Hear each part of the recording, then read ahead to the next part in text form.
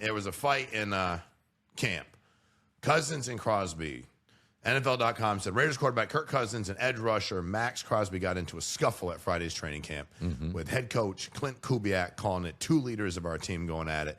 Fox Sports, the flashpoint came in the final team period.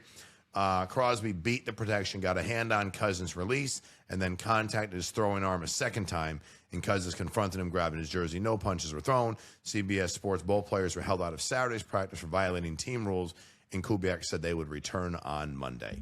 Does this happen a lot in training camp? Did it happen a lot when you were in training camp? And it happens a lot. Okay. Every training camp, high school, college. We had a couple of scuffles at FAU the other day. It's part of it. You know, guys don't know competition compared to being combative. And Hall of Famer Johnny Randle, there were a lot of sessions and drills he was held out of because he went too hard. Because he didn't understand. No, he understood and defied anything. The walkthrough, I mean, like we're walking through, we might have flip-flops on. Man, you can get knocked to the ground by him if you're not paying attention. And a walkthrough and flip-flops. Because he is not walking through. He is working his technique. He's probably somewhere right now ripping and swimming. So they just took him out. Oh, like, yeah. You can't even do the drill. No, you're out. Grab his helmet. You're out. And he's cussing the whole way, man. I can't get better over here. I need live reps. Hey, that was one of the things Larry Fitzgerald talked about at his Hall of Fame speech was seeing great players and how they practice and seeing Dennis Green removing him before we got that. Hey, Johnny, you're out. Everybody else is live. One's on one. Good's on good. Johnny, you're out. Yes. Saved our offensive linemen. We're like, yeah, I want to go against, the back. Yeah, I'll go against him. Yeah. G's out. Good. Yeah, he should sit this one out. You know, so it's a part of it. It's also a part of team building. Because as a coach, when you're taking over a franchise, you lost a lot of games, there's a certain edge or mentality you want at every practice. Now, Kirk Cousins is a professional quarterback. And I'm sure he's been hit in practice. But to maintain your leadership, he had to grab Maxx. Correct. To be able to have it, because, okay, he's just a placeholder right now for Mendoza anyway. So you know how frustrating it is? No, regardless of how good I play, I got a guy that's going to replace me. You know, so there's some frustration. So I could see him grabbing Maxx at that time. But what you should know is Maxx Crosby didn't want any fight with Kirk Cousins because he wouldn't have let him grab him. Correct. Yeah. You know, so correct. Yeah. I would say he played along.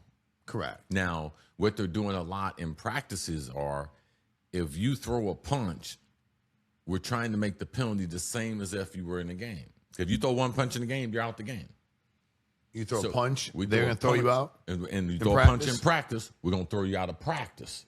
So now you're going to miss all those reps. When we're watching film, getting better, you're going to be removed from it. So that's always one of the tools to be able to curtail, some of that fighting, especially when you see teams practice against each other.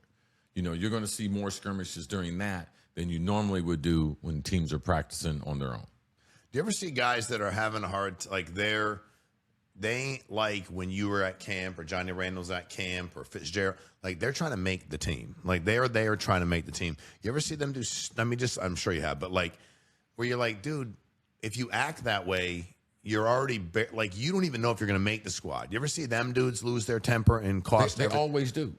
But it's a volatile sport, and guess what? Typically, they have less talent. So they've been getting knocked around. But guess what? Before they got there, they weren't used to getting knocked around. That's true. Like they say, there's a lot of podcasts out there, and they use this term, do you remember when you were in the league and you got? Yeah. Everybody's got a story. Ain't nobody foreign to that. Yeah. Because the players and the competition is so good. I have never patted so many guys on the back on defense. Damn, good play, man. Damn, way to break that. Good play, man.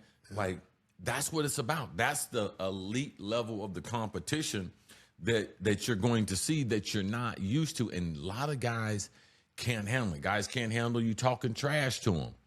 So they lose their composure. So, to me, I'm trying to find the soft spot.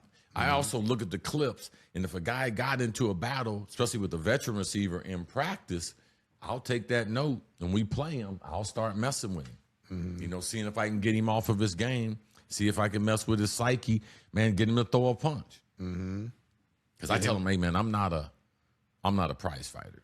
Yeah. Like, these hands don't get paid to punch.